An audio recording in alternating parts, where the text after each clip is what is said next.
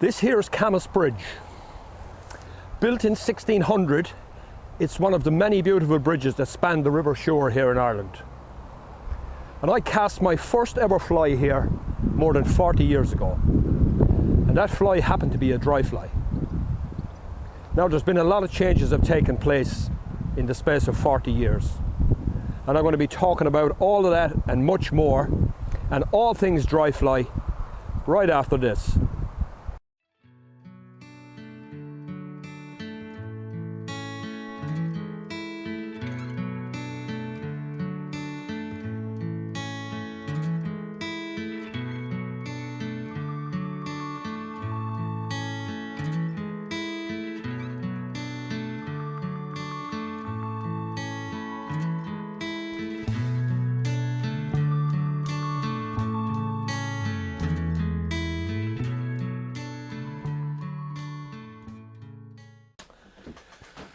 Okay folks, you're welcome along once more.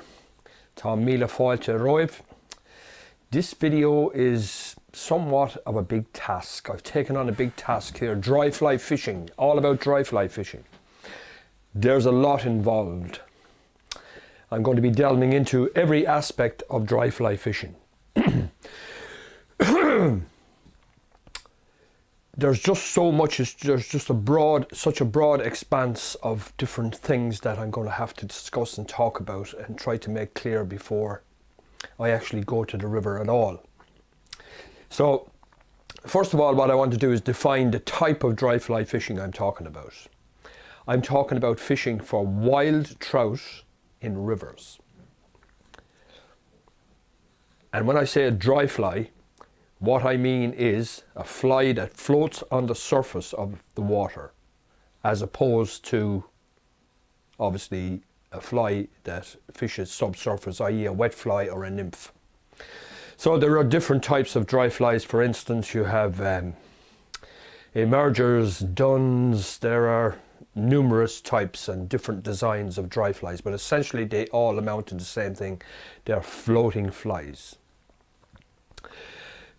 The reason I'm doing this video is I've been asked by quite a lot of people to do an introduction to dry fly fishing video for beginners, basically, and maybe people who've been fishing a while and haven't fished dry flies or tried dry flies.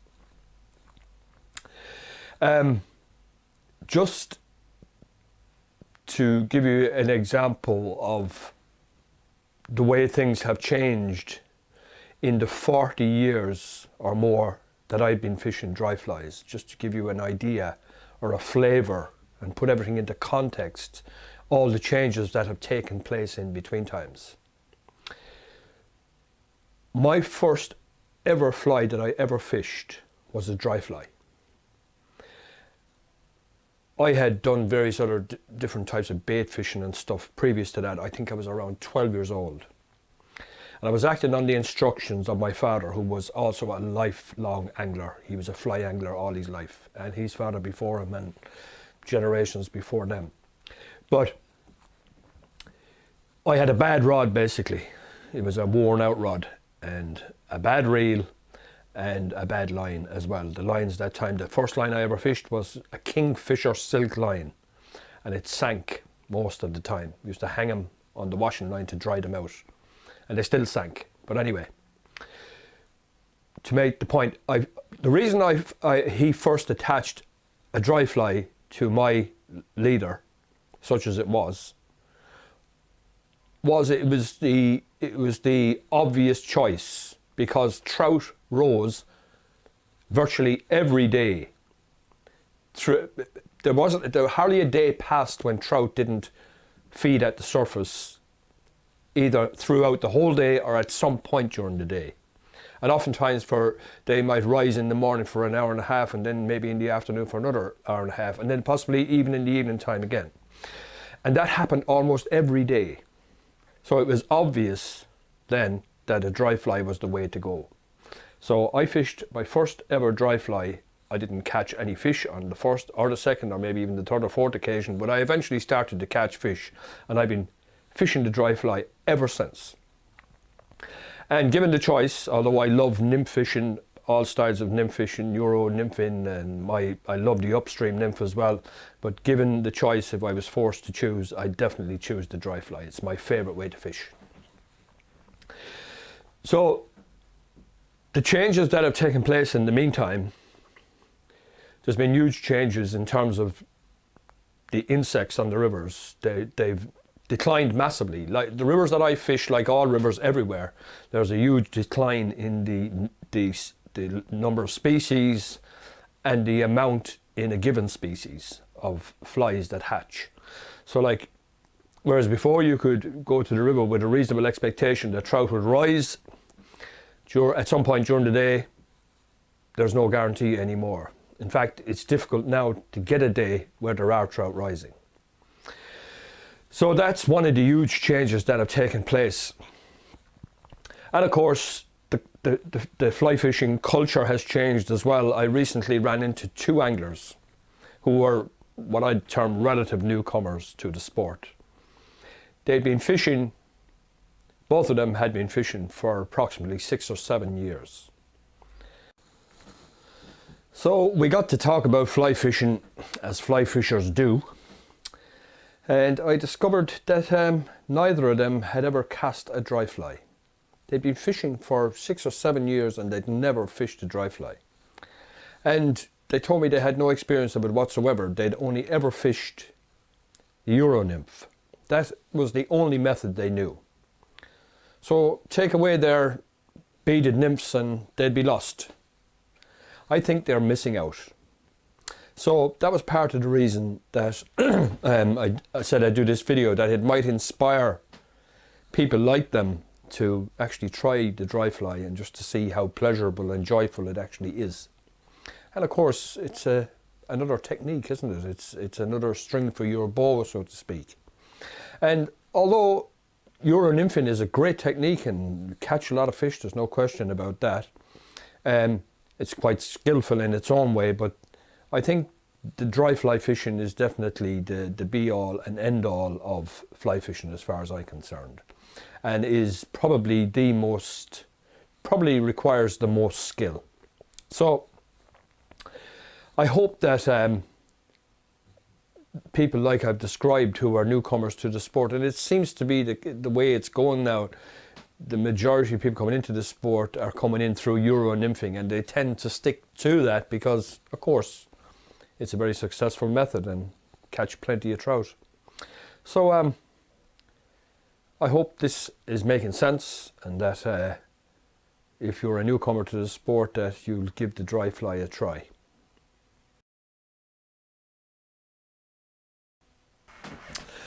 So now what I'm going to do is I'm going to discuss the tackle required for dry fly fishing. And when I think back on some of the tackle that we used many, many years ago, there's actually no comparison whatsoever with modern tackle. There have been huge advances in modern tackle. For instance, the first rod I had was two halves of two different rods, and they were stuck together and couldn't be taken apart, and it was 11 foot long. And those rods were, those two parts of the rods were fiberglass, and they were heavy.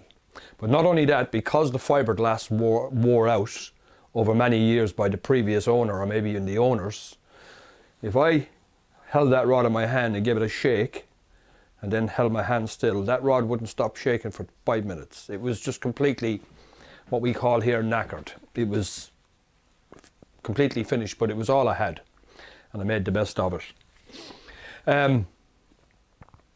The reel I had was, it was bad. And then the fly line, as I've already explained, the old silk lines, they always sank. It was virtually impossible to keep a line floating. So there's been huge advances in tackle now. And anybody with a very reasonable budget can equip themselves for any kind of fishing. But for dry fly fishing, the choice is enormous, and it's all quite good, even relatively cheap stuff. A rod that you could buy today for maybe €50 or $50 would be 10 times the rod that I had when I started out. I went from that rod to a couple of split cane rods which I broke in no time whatsoever. I didn't understand a lot either. The lines we were using were oftentimes too heavy for the rods, and they'd snap. We'd overstress the rods and break them, and then we had slight improvements in the fiberglass rods, and then came the great new innovations, the carbon rods and all that, and they made a huge difference. And I always aspired to having a good quality rod to fish the dry fly, because I knew that the lighter and more delicate it was, the lighter and more delicate my approach to the fish was going to be, and therefore more success. So those of you who have watched my previous video on the versatile fly rod will be familiar with this here. I've spoken at length about this rod here. I bought this rod more than 25 years ago. It's a 9-foot 3-weight, and let me tell you, I knew what I wanted, but to get this I had to have it made, because they simply weren't available to buy back then. A 9-foot 3-weight was, they just didn't exist.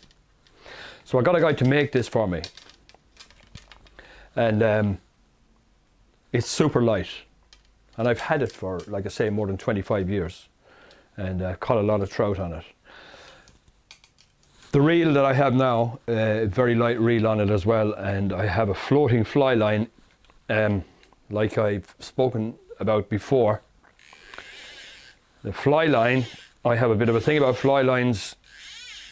Of course, they're a big improvement on the old silk lines, but nonetheless, they still require treatment and that to stay floating. Even the best quality, so-called best quality fly lines require treatment in order to keep them floating. You have a choice when you're buying a fly line. There are all these different tapers, but what it amounts to really is you have weight forward or you have double taper. Now, a weight forward, as the name implies, means that there's weight in the forward part of the line. That is necessary if you want to cast long distances. The type of fishing I do with a dry fly doesn't require any long distance casts. So therefore, we don't need that weight forward line. We don't need that excess weight in the front. What we want is delicacy, as I hinted about before, delicacy. And the double taper line is the one for delicacy. I've always fished double tapers, and they are much, much easier to use delicately and for a very soft and gentle approach. We don't want any weight in the forward part of the line. So my recommendation for anybody is to get a double tapered line. Now, the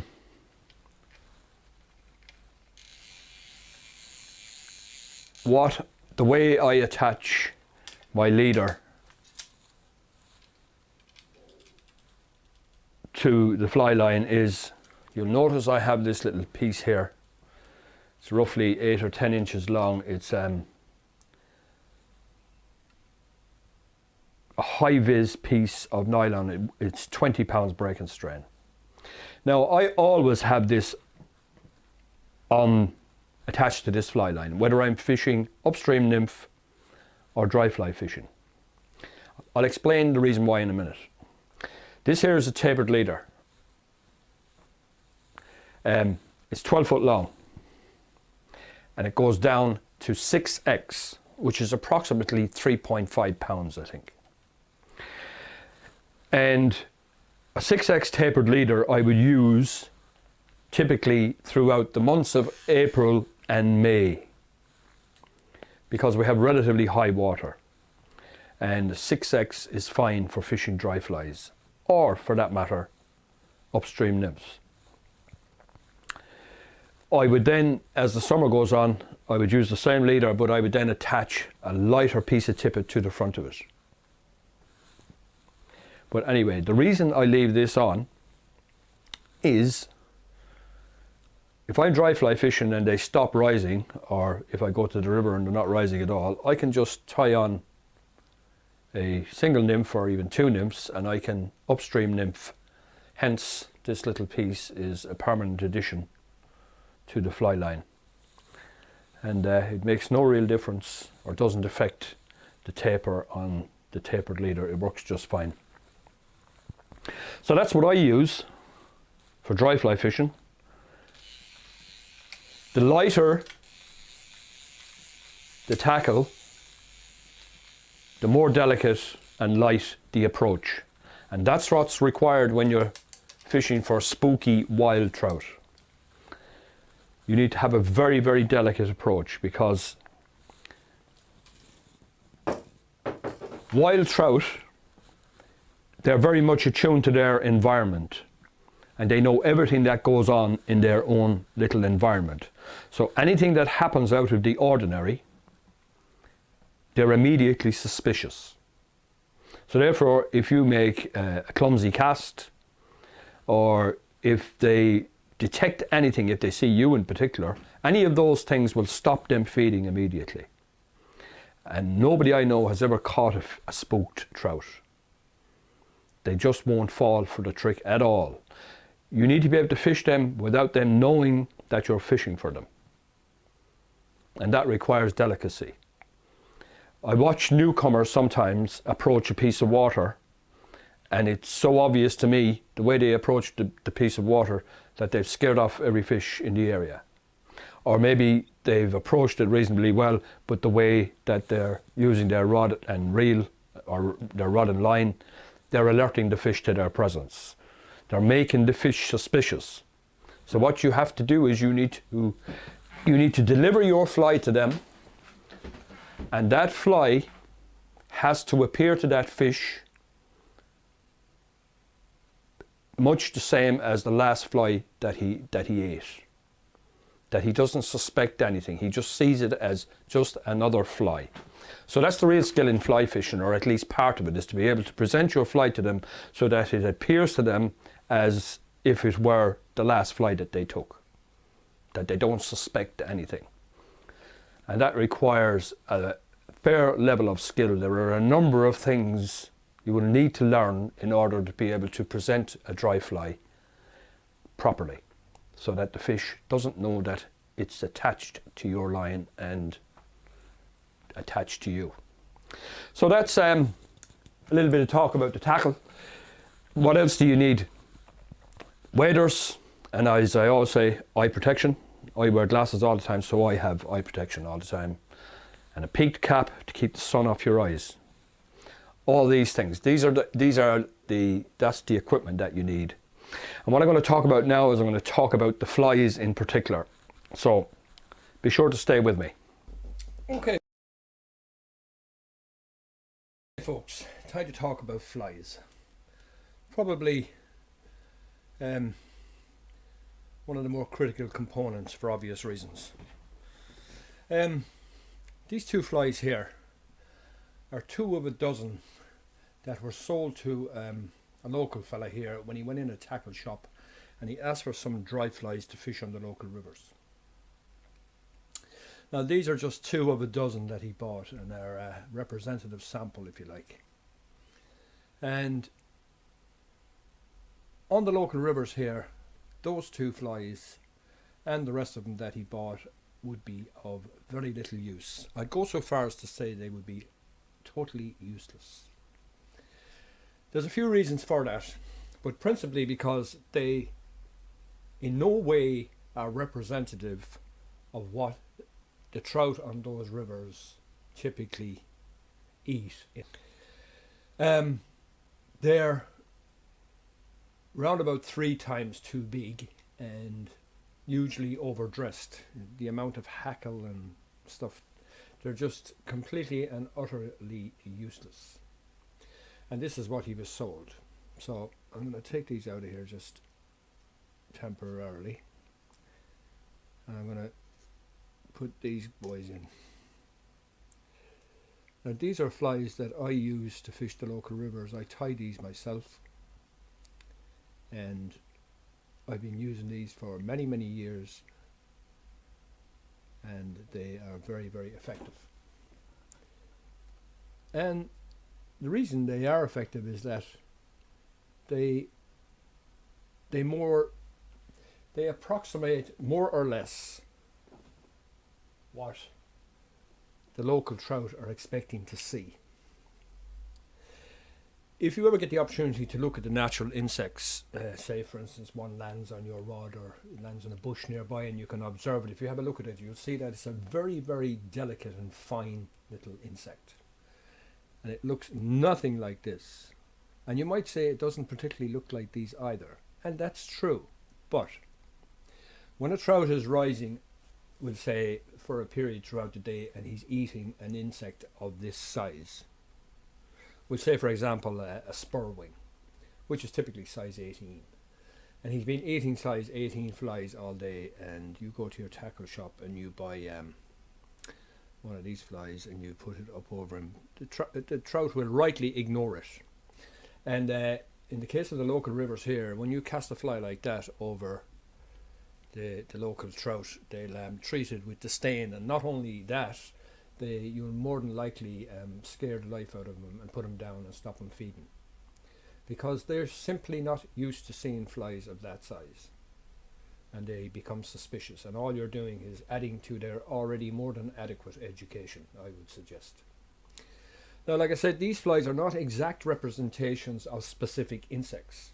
There is a school of thought, the exact representation school, that suggests that you need to have an exact representation of the specific insect that the trout is feeding on a given day, and you need to have the right colour body, the hackle has to be a particular type, the tail has to be a specific length, and all that kind of what I would consider nonsense. I know that none of it to be true.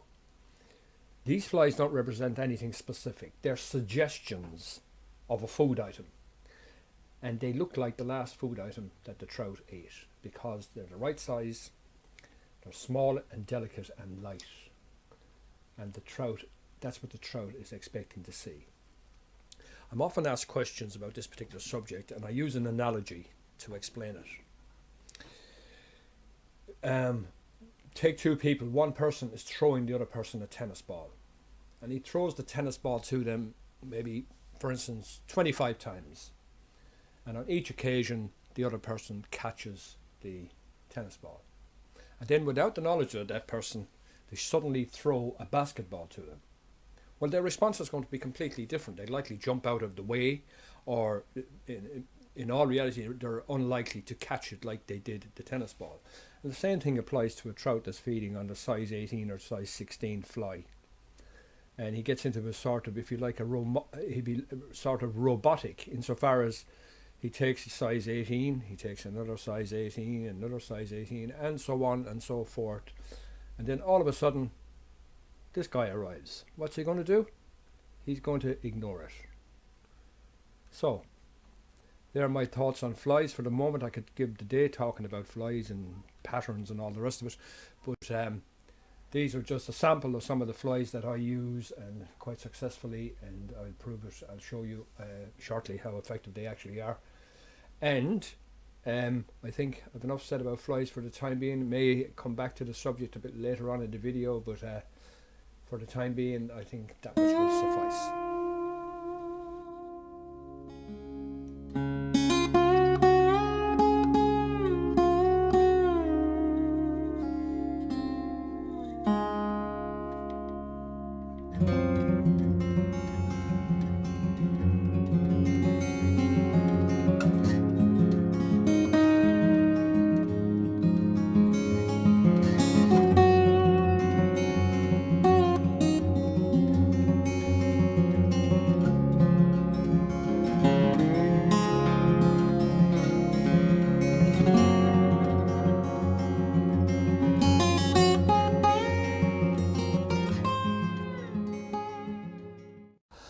Now folks, I'm here at the river. I'm going to talk a little bit about my approach to the river and stealth. Stealth is very important, in fact critical. We're dealing here with wild spooky trout. And as I've pointed out before, they live in a mini environment where they know everything that goes on. So they have expectations of that environment every day. And anything untoward that happens will be immediately noticed. And they will either stop feeding or scatter out of the area. I'm standing here right over the river here now. There's not a single fish within 25 yards either side of me, at least, because I can be seen. And I don't fit with their little picture of their environment. So it's very, very important that you approach the river correctly so that you won't be seen by the fish. So throughout this video, you'll see me using stealth to approach fish. And this is something that you will have to learn if you want to be accomplished at dry fly fishing. You need to be able to get into a position to be able to cast to the fish with the shortest cast possible in that given situation. And every situation is completely different. Every trout is located someplace else, someplace different, and you have to sort of tailor the approach to that particular fish. The perfect example would be to be able to get within 2 to 3 rod lengths of the fish without him knowing that you're there. And then delicately drop your dry fly 2 feet above him so that it comes down to him and it looks perfectly normal. That's your best chance of catching him. If you blunder around the place and you're clumsy, they will see you, they will detect you, and you will not catch them. It's that simple. So that's just to give you an idea of some of the approach that I use. Like I said, throughout the video, I'll be demonstrating in different circumstances how I might approach a particular fish. This is something that I've learned over time. And I don't get it right all the time. Nobody does. Even the best laid plans can go astray. The fish can detect you in spite of your best efforts, and that will be clearly demonstrated as well. So let's go fishing.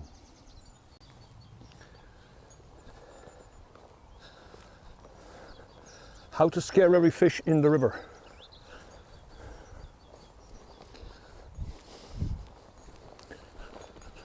How to avoid scaring every fish in the river. Stay well back. You have a line of sight, you can see what's happening, and the fish have less chance of seeing you. Low profile.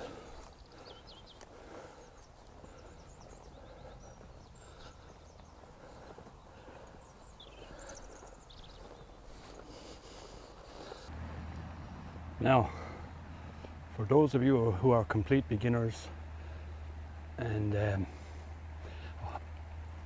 don't know anything about trout fishing, trout are very, very spooky fish. The slightest thing that doesn't make them feel comfortable will put them down and they won't feed. So right here, I spotted a trout rising. So what I need to do is I get down behind him. So to do that, I'm going to actually walk out here, pass down, and then come back in below him. If I were to walk directly towards him there, he'd see me and that would be the end of it.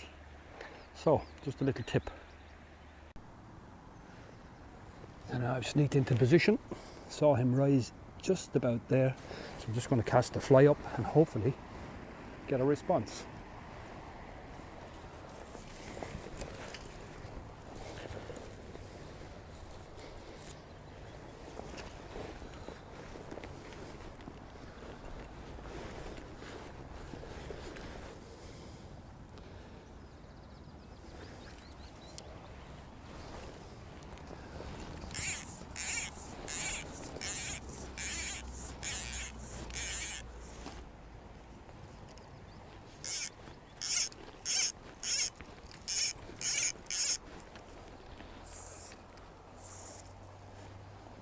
That was a bad cast. Now I splashed the line down onto the water, which probably alerted him.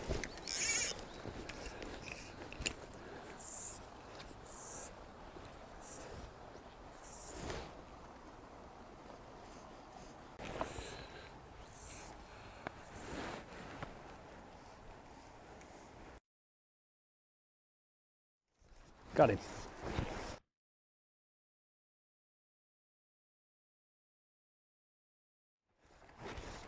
thought I'd alerted him with the bad cast, but evidently not. Only a small fish, but whoop. Wild brownie. Oh, back he goes.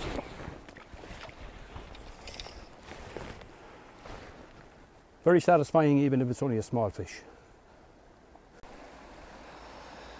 Now there's a real challenge here.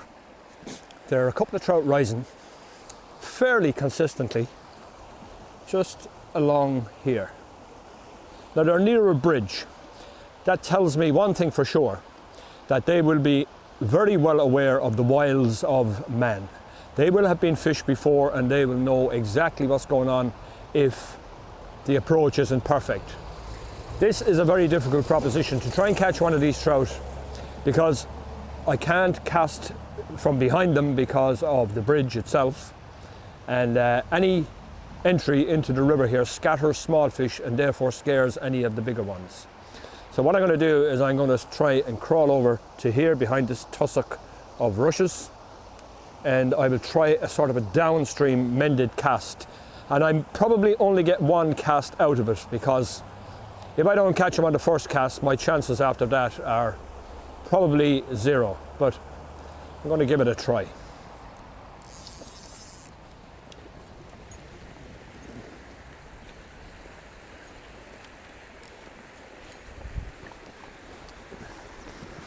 This is the only cover available, this little tussock of rushes here, so I'm using that to cover my approach best I can.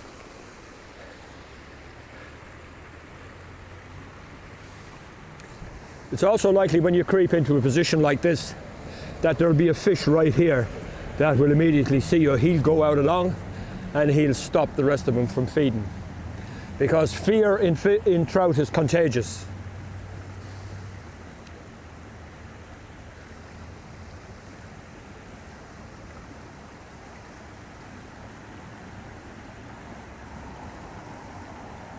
So now I've noticed that they've stopped rising altogether since I've come in here, so that tells me that there probably was a fish here that saw me and then went out along and scared them off.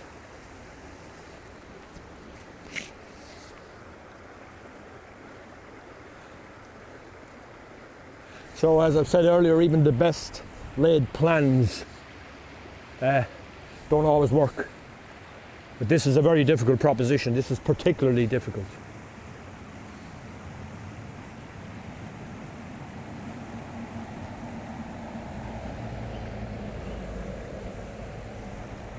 Oh, we've seen one rise anyway, so one of them hasn't figured me out. Again, he's downstream now, so I need to get a sort of a mended downstream cast. So rather than do a load of false casting, which might alert them, I'm just going to pour my line out here, and that way then I won't be false casting all over the river and maybe alerting them. So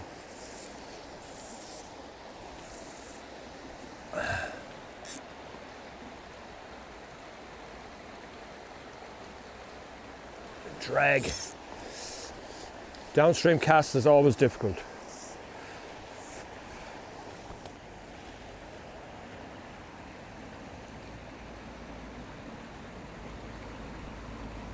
Yeah, that presented well enough, but say they're fairly well educated right here.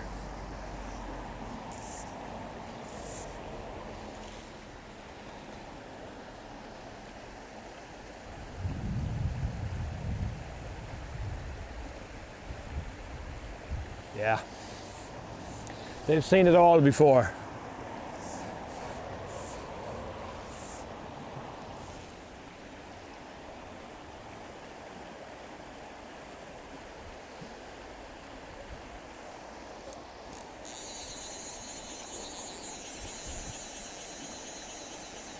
So that was what I call a miserable failure. But my day will come.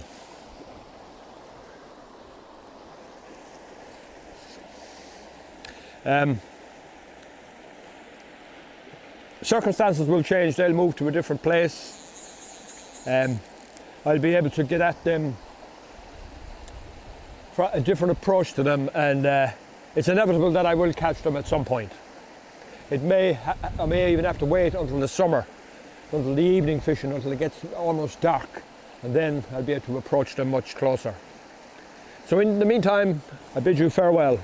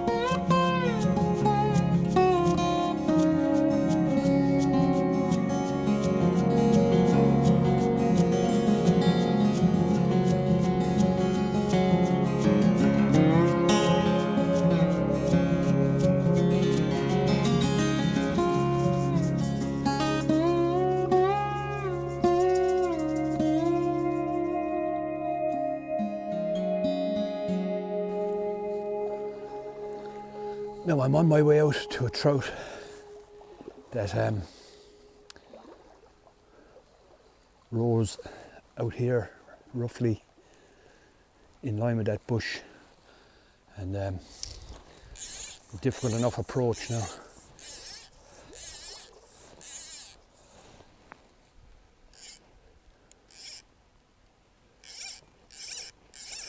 Maybe 5 or 6 feet further.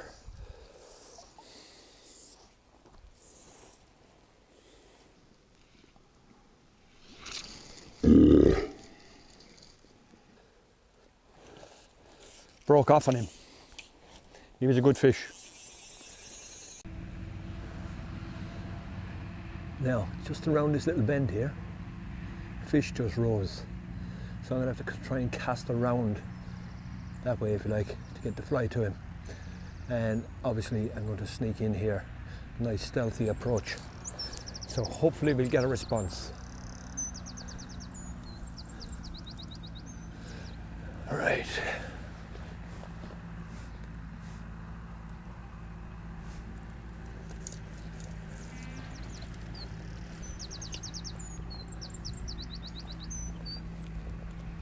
Oh, there's another fish. It might be the same fish. Moved out a bit, but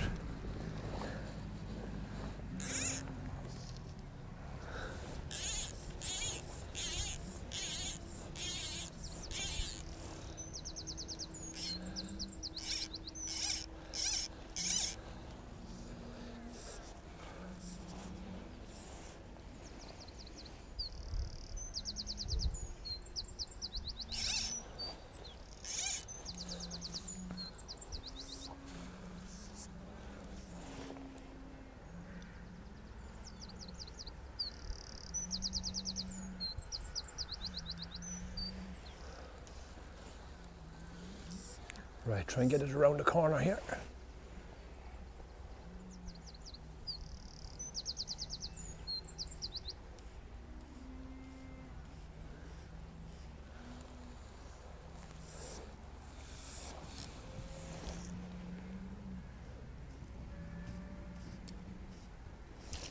Yes.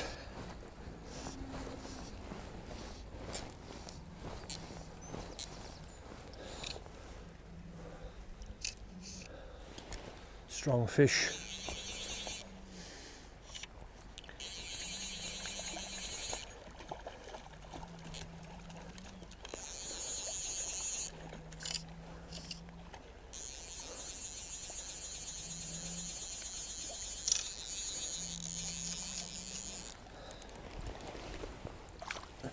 Come in here.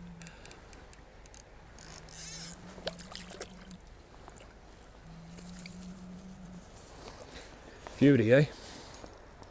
Bring him a bit closer, you can see those beautiful colours and spots. And he swallowed that size 16 beautifully. Lovely fish. Okay, fella.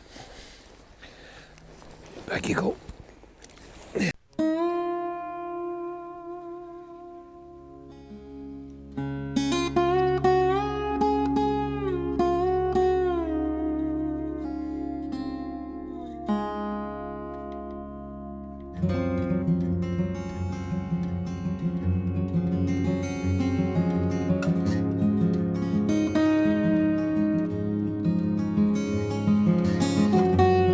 Ach, hier van heel nooit. Alle shows zit je er naar die begin. Kijk, met hier nog. Hier nog je. Het blijft er dan. Maar goed, je. Oh.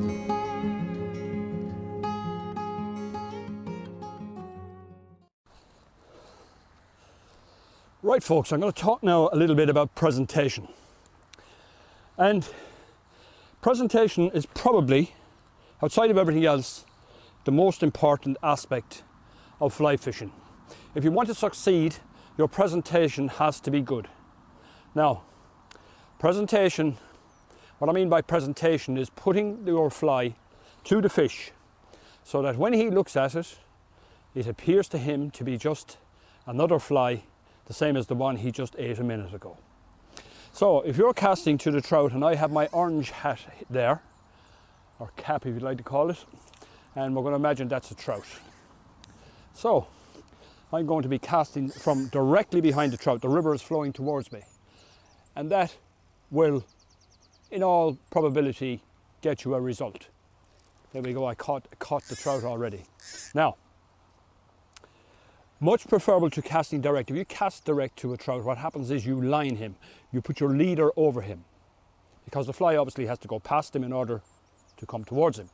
So you'll be lining him. So it's much preferable to come at an angle, say this angle here, so that when you drop your fly 2 feet above him, he doesn't get to see the leader until it's too late. Or you can also do it from this angle. That angle there, either angle is preferable to a direct approach. Although the direct approach, sometimes you won't have a choice because of the circumstances. But given the choice, you should always take the angular approach. So it's all about the angles. Oh, got him. Right, that's a little bit on presentation.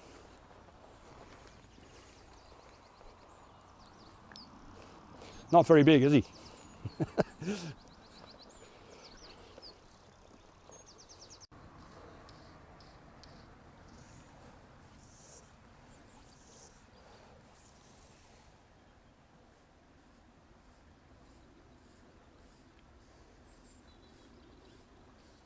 Oh, there he is, a couple of yards further.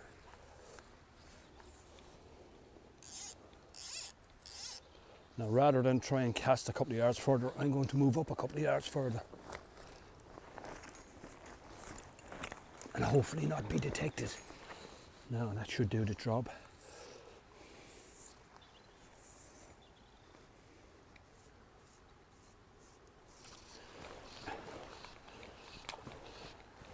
Worked perfectly.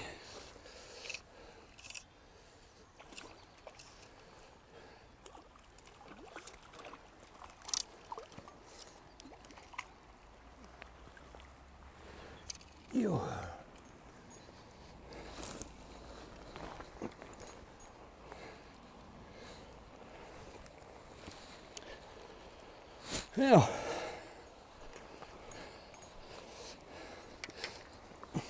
that was a textbook dry fly capture. Not a big fish, but a beauty nonetheless, and overcame the challenge, if you like. So back you go, my friend.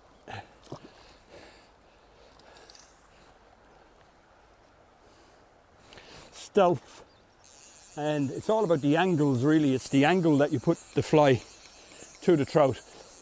If you have trout that are educated, so to speak, that they've seen it all before, well then you need to be on top of your game in order to get a response from them. And if you cast your line directly over them, well then they'll detect that and they'll stop feeding immediately. So rather than fish directly at the fish, cast your fly to him at an angle so that it falls at an angle to him, either that way or that way. And that will improve your chances of getting a positive response. So, onwards and upwards.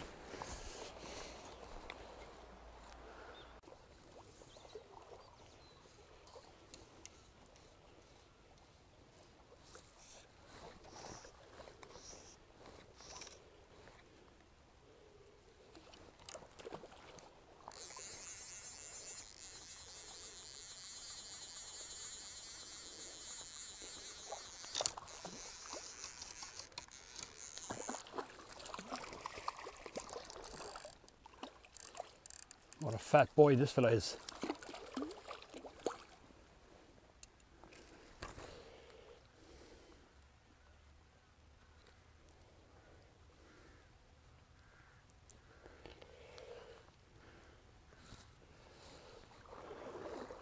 Lovely fish, in great order. There you go, fella.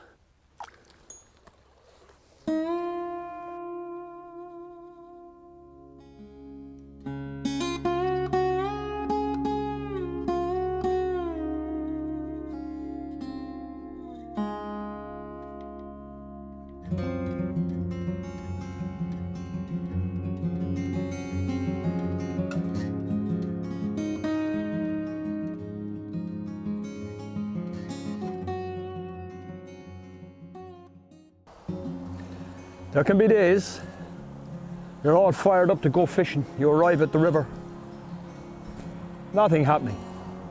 The fish are just not moving. So what's the plan? Well, I've been asked by quite a few people what's the best thing to do when there's no fish activity, or there appears to be no fish activity. And I'm doing it right here. This is what I do. Sit down and relax, breathe in the fresh air. Could think of worse places to be. Yeah, this is life, isn't it?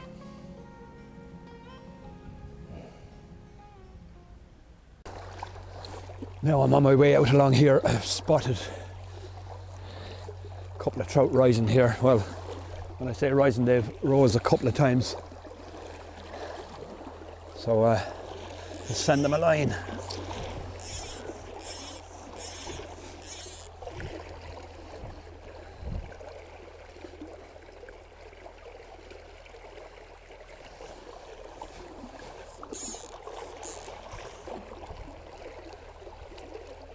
Oh, missed him.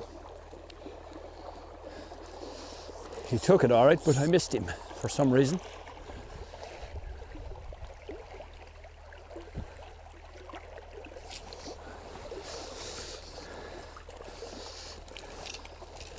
Not like seeing a trout coming up, take the dry, huh?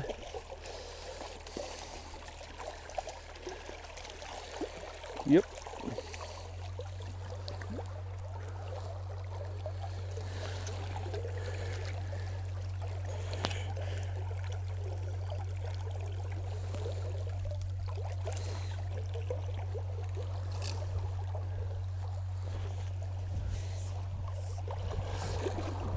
Now I think there was another, just a little further out.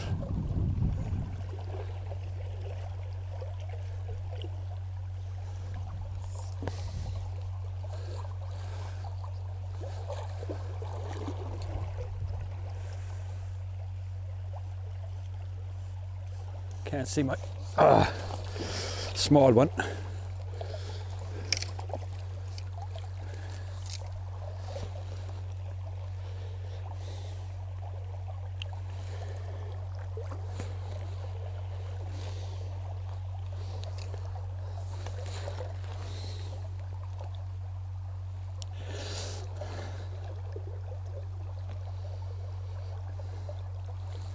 Yeah.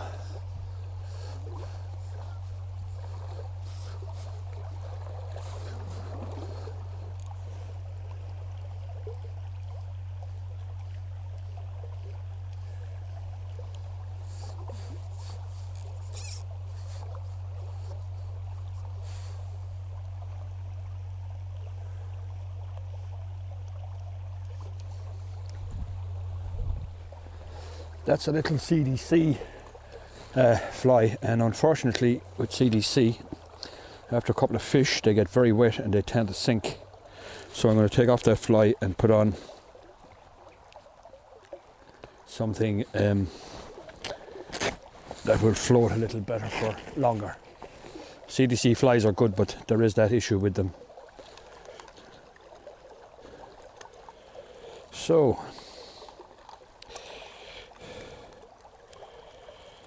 go back to my faithful Sparkle Dun.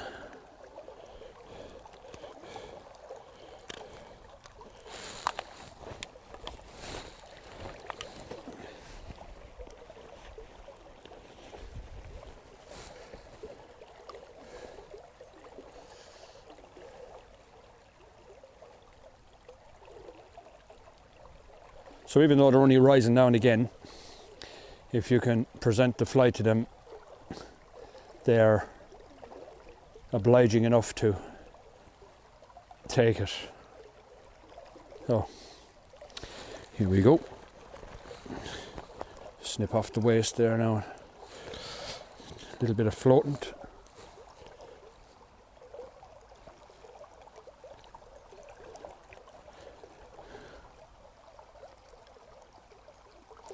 Now we're back in action.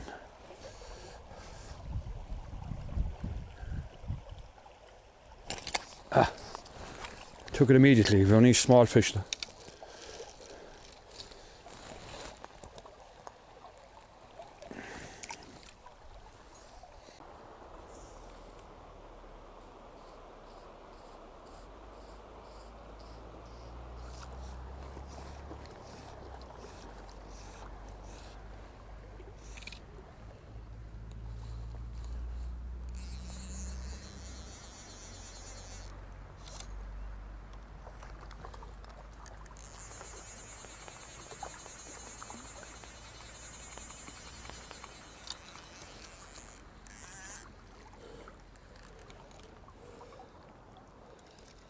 There we are, folks, right back where I started all those years ago, catching trout on the dry fly.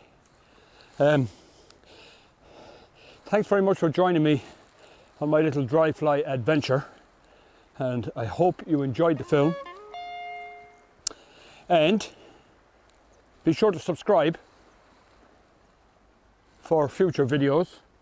And if you're not already a dry fly fisher, I hope this little film might have some way inspired you to give it a go. Get yourself a nice little dry fly kit and get out there on the river. I'm quite sure you'll enjoy it. It is, for me, the most enjoyable way to fish with a fly rod. So, Shin a cordje iascari, tar solagum go buinto tanabas on video biogsha, agus godi on céad orelle, godé shiv sláin, agus bigi egi iascaracht.